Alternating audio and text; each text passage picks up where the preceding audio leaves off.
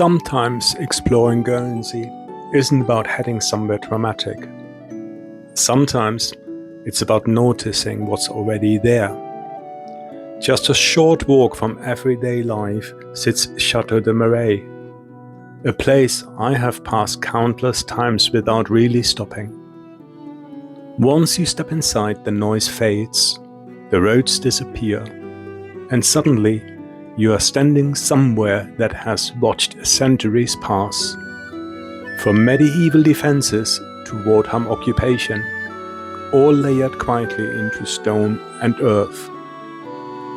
What makes this spot special isn't just its history, it's how close it is to normal life.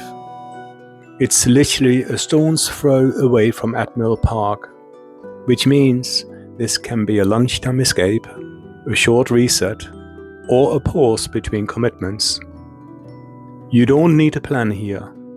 You don't even need much time. Just a few minutes to walk the path, follow the water, and let Guernsey slow you down a little.